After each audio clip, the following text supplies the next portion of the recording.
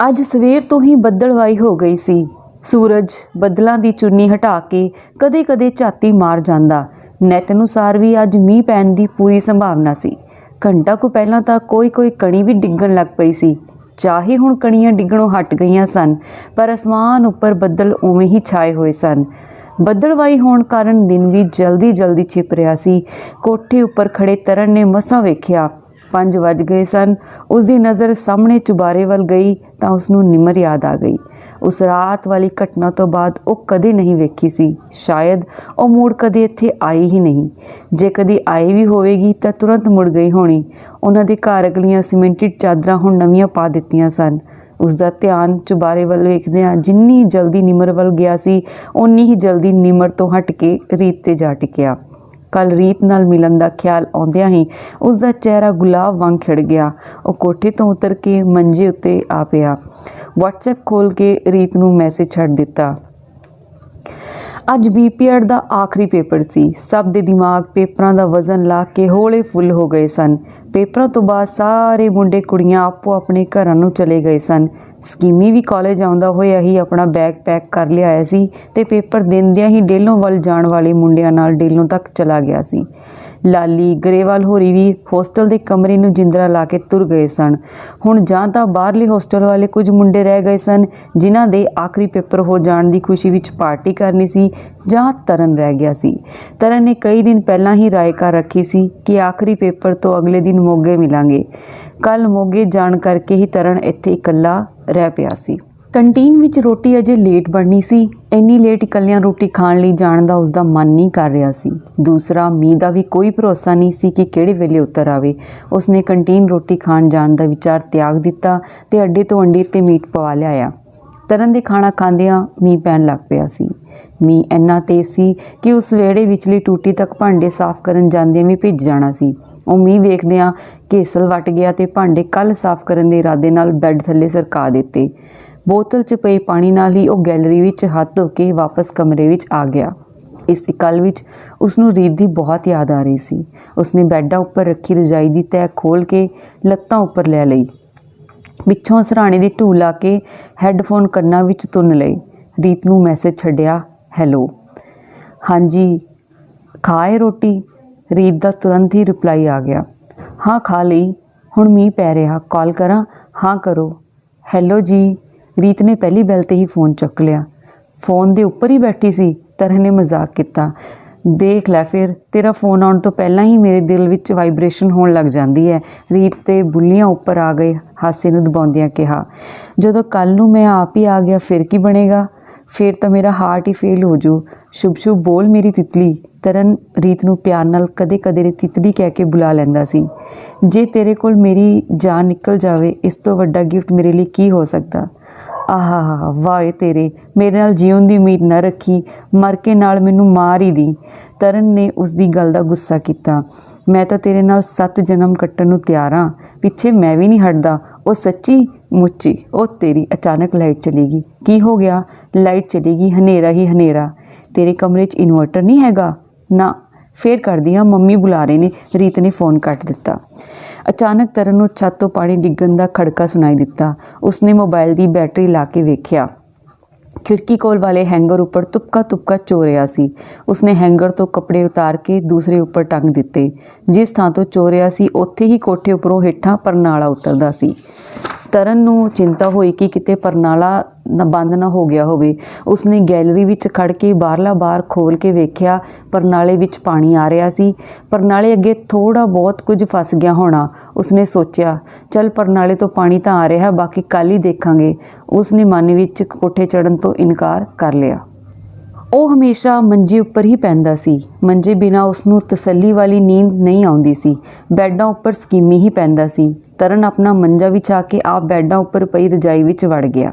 ਇੱਥੇ ਉਸਨੂੰ ਬੈਠਿਆਂ ਕੰਧ ਦਾ ਸਹਾਰਾ ਸੀ। ਉਸਨੇ ਫੇਸਬੁੱਕ ਖੋਲ੍ਹ ਲਈ। ਰੀਤ ਨੇ ਆਪਣੀ ਵਾਲ 'ਤੇ ਫੋਟੋ ਪਾਈ ਹੋਈ ਸੀ। ਤਰਨ ਨੇ ਉਸਨੂੰ ਕਮੈਂਟ ਵਿੱਚ ਗੁਲਦਸਤਾ ਦੇ ਦਿੱਤਾ ਤੇ ਨਾਲ ਵੈਰੀ ਨਾਈਸ ਲਿਖ ਦਿੱਤਾ। ਉਸਨੂੰ ਫੇਸਬੁੱਕ 'ਤੇ ਲੱਗਿਆਂ 20 ਕੁ ਮਿੰਟ ਹੋਏ ਸਨ ਕਿ ਰੀਤ ਦਾ ਫੋਨ ਆ ਗਿਆ। ਹਾਂਜੀ, ਇੰਨਾ ਇੰਤਜ਼ਾਰ ਕਰਵਾਇਆ? ਤਰਨ ਨੇ ਫੋਨ ਔਨ ਕਰਦਿਆਂ ਹੀ ਲਾਂਭਾ ਦਿੱਤਾ, ਸਾਰੇ ਮੇਰੇ ਕੋਲ ਸੀ, ਹੁਣ ਵੀ ਬਹੁਤੀ ਗੱਲ ਨਹੀਂ ਕਰ ਸਕਦੀ, ਤੁਸੀਂ ਕੱਲ੍ਹ ਨੂੰ ਆ ਜਾਇਓ। ਕਿੱਥੇ ਜੇ ਆਵਾਂ? ਕਾਲਜ ਦੇ ਅੱਗੇ ਆਵੀਂ 10 ਕੁ ਵਜੇ। ਤੂੰ ਟਾਈਮ 'ਤੇ ਬਾਹਰ ਆ ਜਾਈਂ, ਕਿਤੇ ਮੈਂ ਉਡੀਕਦੀ ਜਾਵਾਂ। ਮੈਂ ਨਹੀਂ ਆਉਂਦੀ, ਰੀਤ ਨੇ ਤਰਨ ਨੂੰ ਛੇੜਿਆ। ਜੇ ਨਾ ਆਈ ਤਾਂ ਮੈਂ 10 ਵਜੇ ਵਾਪਸ ਮੁੜ ਜਾਊਂਗਾ। ਓਏ ਆਜੂ ਮੇਰੇ ਡੀਪੀ ਸਾਹਿਬ। ਰੀਤ ਦਾ ਲਹਿਜਾ ਵਿਅੰਗ ਤੇ ਪਿਆਰ ਨਾਲ ਭਰਿਆ ਸੀ। ਫਿਰ ਉਸਨੇ ਅੱਗੇ ਪੁੱਛਿਆ, ਆਏਗਾ ਕਿਸ 'ਤੇ? ਜੇ ਮੀਂਹ ਨਾ ਪਿਆ ਤਾਂ ਮੋਟਰਸਾਈਕਲ 'ਤੇ, ਨਹੀਂ ਫਿਰ ਬੱਸ 'ਤੇ। ਚੱਲ ਠੀਕ ਹੈ ਫਿਰ, ਹੁਣ ਮੈਨੂੰ ਕੱਟਣਾ ਪੈਣਾ। Okay bye, take care. Okay Titli ji, good night. Good night. ਰੀਤ ਨੇ ਫ਼ੋਨ ਕੱਟ ਦਿੱਤਾ। ਤਰਨ ਨੇ ਸਿਰ ਕੰਨ ਨਾਲ ਲਾ ਕੇ ਅੱਖਾਂ ਮੀਟ ਲਈਆਂ ਤੇ ਚੇਤੀਆਂ ਦੀ ਖਿੜਕੀ ਖੋਲ੍ਹ ਕੇ ਰੀਤ ਦਾ ਚਿਹਰਾ ਨਿਹਾਰਨ ਲੱਗ ਪਿਆ। ਬਾਹਰ ਕੜ-ਕੜ ਕਰਦੀ ਤੇਜ਼ ਬਿਜਲੀ ਕੜਕੀ। ਰੋਸ਼ਨਦਾਨ ਅਤੇ ਖਿੜਕੀਆਂ ਦੀਆਂ ਵਿਰਲਾਂ ਰਾਹੀਂ ਚਾਨਣ ਅੰਦਰ ਅੱਖ ਮਟੱਕਾ ਜਿਹਾ ਕਰਕੇ ਫਿਰ ਉਹੀ ਕੁੱਖ ਹਨੇਰਾ ਛੱਡ ਗਿਆ। ਬਿਜਲੀ ਕੜਕਣ ਨਾਲ ਤਰਨ ਨੇ ਅੱਖਾਂ ਖੋਲ੍ਹੀਆਂ, ਬੈੱਡਾਂ ਕੋਲੋਂ ਚੱਪਲਾਂ ਟੋਹ ਕੇ ਪਾ ਲਈਆਂ ਤੇ ਬਾਹਰ ਬਰਾਂਡੇ ਵਿੱਚ ਆ ਗਿਆ। ਬਰਾਂਡੇ ਵਿੱਚ ਉਹਦਾ ਮੋਟਰਸਾਈਕਲ ਖੜਾ ਸੀ, ਜਿਹੜਾ ਵਾਛੜ ਨਾਲ ਭਿੱਜ ਗਿਆ ਸੀ। ਪੱਕੇ ਵਿਹੜੇ ਵਿੱਚ ਕਣੀਆਂ ਪੈ ਰਹੀਆਂ ਸਨ। ਉਹ ਕੁਝ ਦੇਰ ਖੜਾ ਵੇਖਦਾ ਰਿਹਾ ਤੇ ਫਿਰ ਇੱਕੋ ਦਮ ਭੱਜ ਕੇ ਬਾਥਰੂਮ ਵਿੱਚ ਜਾ ਵੜਿਆ। ਲਾਈਟ ਅਜੇ ਵੀ ਨਹੀਂ ਆਈ ਸੀ। ਕਮਰੇ ਵਿੱਚ ਆ ਕੇ ਉਸਨੇ ਬਲਬ ਦਾ ਸਵਿੱਚ ਬੰਦ ਕਰ ਦਿੱਤੀ। ਬੋਤਲ ਵਿੱਚੋਂ 2 ਘੁੱਟਾਂ ਪਾਣੀ ਦੀਆਂ ਪੀ ਕੇ ਉਹ ਮੰਜੇ 'ਤੇ ਪਈ ਰਜਾਈ ਵਿੱਚ ਜਾ ਵੜਿਆ। ਠੰਡੇ ਹੋਏ ਬਿਸਤਰੇ ਵਿੱਚ ਇੱਕ ਵਾਰ ਉਸਦਾ ਦੰਦੋਕੜਾ ਵੱਜਿਆ। ਉਹ ਲੱਤਾਂ ਢਿੱਡ ਨਾਲ ਲਾ ਕੇ ਸੁੰਡੀ ਵਾਂਗ ਇਕੱਠਾ ਹੋ ਕੇ ਪੈ ਗਿਆ। ਥੋੜ੍ਹੀ ਦੇਰ ਬਾਅਦ ਉਸਨੂੰ ਨਿਗਮਾ ਜਿਹੀ ਮਹਿਸੂਸ ਹੋਣ ਲੱਗੀ ਤੇ ਰੀਤ ਦੇ ਖਿਆਲਾਂ ਵਿੱਚ ਖੋਇਆ ਉਹ ਘੂਕ ਸੌਂ ਗਿਆ। ਸਵੇਰੇ 4 ਵਜੇ ਮੋਬਾਈਲ ਦੀ ਘੰਟੀ ਖੜਕੀ ਤਾਂ ਉਸਦੀ ਜਾਗ ਖੁੱਲ੍ਹ ਗਈ। ਉਹ ਘੰਟੀ ਬੰਦ ਕਰਕੇ ਪਿਸ਼ਾਬ ਕਰਨ ਆਇਆ ਤਾਂ ਉੱਪਰ ਅਸਮਾਨ ਵੱਲ ਤੱਕਿਆ।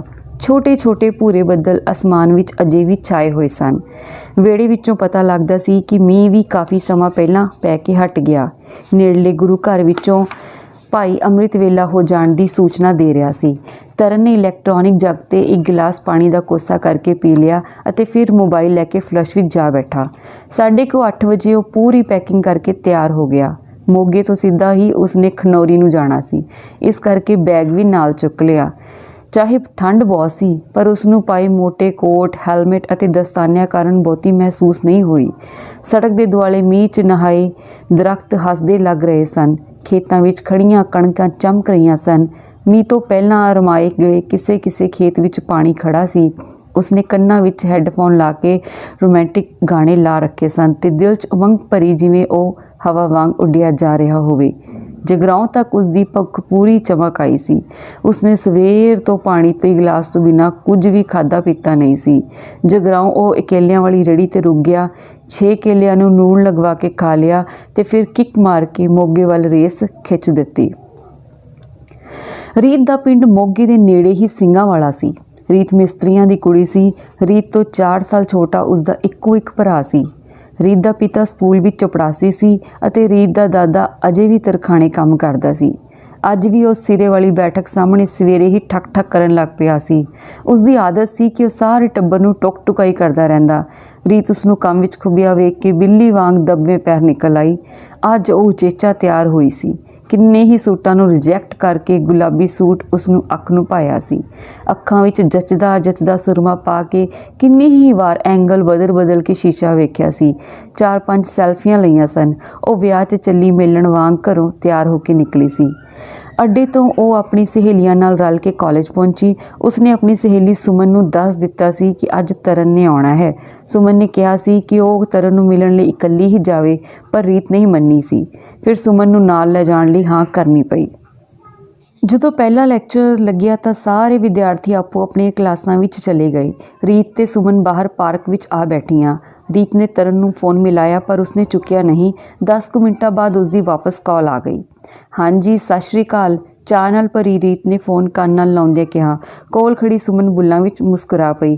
ਸਤਿ ਸ਼੍ਰੀ ਅਕਾਲ ਜੀ, ਆਓ ਜੀ, ਦਿਓ ਬਾਹਰ ਦਰਸ਼ਨ। ਤੁਹਾਡੇ ਦਰ 'ਤੇ ਅਲਖ ਜਗਾਤੀ ਜੋਗੀਆਂ ਨੇ। 2 ਮਿੰਟ ਰੁਕੋ, ਅਸੀਂ ਆਉਂਦੀਆਂ ਬਾਹਰ। ਰੀਤ ਨੇ ਫ਼ੋਨ ਕੱਟ ਕੇ ਸੁਮਨ ਨੂੰ ਕਿਹਾ, ਚੱਲ ਚਲੀਏ। ਉਹ ਬਾਹਰ ਨੂੰ ਤੁਰ ਪਈਆਂ। ਕਿਵੇਂ ਫੌਜੀਆਂ ਵਾਂਗੂ ਤਿਆਰੀ ਖਿੱਚੀ ਹੈ? ਤਰਨ ਕੋਲ ਹੈਲਮਟ ਅਤੇ ਬੈਗ ਵੇਖਦਿਆਂ ਰੀਤ ਨੇ ਕਿਹਾ। ਮੈਂ ਤਾਂ ਹੁਣ ਪੱਕਾ ਹੀ ਤੇਰੇ ਕੋਲ ਰਹਿਣ ਖਾਤਰ ਆ ਗਿਆ। ਤਰਨ ਨੇ ਦੋਹਾਂ ਨਾਲ ਹੱਥ ਮਿਲਾਇਆ। ਘਰ ਜਵਾਈ ਰਹਿਣ ਦਾ ਇੰਨਾ ਚਾਅ? ਸੁਮਨ ਨੇ ਤਰਨ ਨੂੰ ਮਜ਼ਾਕ ਕੀਤਾ। ਮੈਂ ਤਾਂ ਅੱਜ ਹੀ ਰਹਿ ਜਾਊਂਗਾ। ਤੇਰੀ ਭੈਣ ਨੂੰ ਪੁੱਛ ਲੈ। ਤਰਨ ਦੀ ਗੱਲ 'ਤੇ ਰੀਤ ਵੱਲ ਤੱਕ ਦਿੱਤੀ। ਹਾਂ, ਮੇਰਾ ਦਾਦਾ ਬਾਹਰ 'ਚ ਹੀ ਬੈਠਾ ਵਗੋਲਾ ਲਈ। ਰੀਤ ਨੇ ਤਰਨ ਦਾ ਪੱਤਾ ਕੁੱਟ ਲਿਆ। ਚਲੋ ਫਿਰ ਕਿੱਧਰ ਜਾਣਾ? ਜਾਂ ਇੱਥੇ ਬਾਹਰ 'ਚ ਖੜਾ ਕੇ ਮੋੜ ਦਿਓਗੇ? ਜਿੱਥੇ ਮਰਜ਼ੀ ਲੈ ਚੱਲੋ, ਰੀਤ ਬੋਲੀ।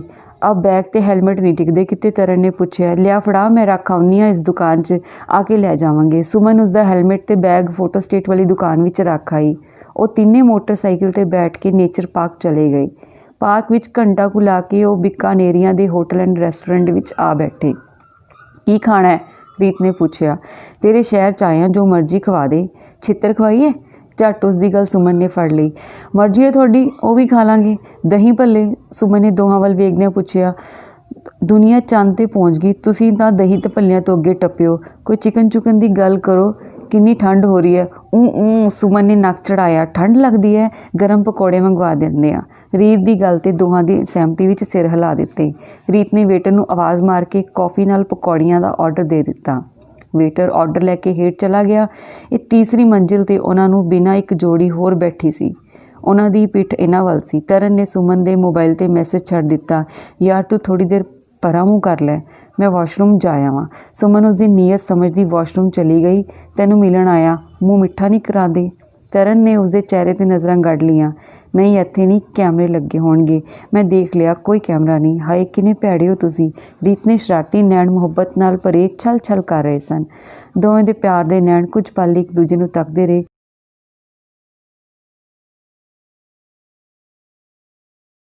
फिर जल्दी ही संभल के बैठ गए। सुमन वॉशरूम जाके वापस आ गई। गल्लां करदे उन्होंने हौली हौली कॉफ़ी खत्म की। हुण जाण दा वेला हो रहा सी, अगों मौसम भी मीह कणी वाला सी। तरन ने उन्हां दोवां नूं कॉलेज के गेट अगे उतार दिता। दुकान विचों अपना बैग अते हैलमेट लैके उन्हां ने ना चाहुंदियां भी इजाजत दिती। रीत दा पतला गोरा हाथ हिलिया ते वह बाय करके चल पिया। बरनाले तक वो सही सलामत आ गया। बरनाला लंघण सार थोड़ियां थोड़ियां कणियां फिर शुरू हो गईयां। उसने मूंगफली वाले तंबू कोल मोटरसाइकिल रोक लिया। मोटरसाइकिल नूं स्टैंड ते ला दिता ते आप बैग ते हैलमेट लैके तंबू विच वड़ गया। ਬੱਦਲ ਬਹੁਤੇ ਘੁਲੇ नहीं सन। मीह छेती रुक जाण दी संभावना सी। 20 मिनटां बाद जदों मीह रुकिया, वो फिर अपनी मंजिल वल चल पिया। 4 बजे खनौरी पहुँच के उसनूं घर पहुँचण वर्गी तसल्ली हो गई। उसनूं याद आया, आसिफ ने दस्सिया सी कि परसों बुरजगढ़ टूरनामेंट भी लाउण जाना है। वो चाह नाल भर गया। बाई हुण तां रीत नूं मिल के चार्ज हो गया, हुण तां धूणा पट देंगी। उसने मन च सोचदियां मोटरसाइकिल की रेस खिच दिती। मोटरसाइकिल नहर की पटड़ी पटड़ी हाणीपुर नूं जाण वाली सड़क उपर गूंज पाउंदा जा रहा सी।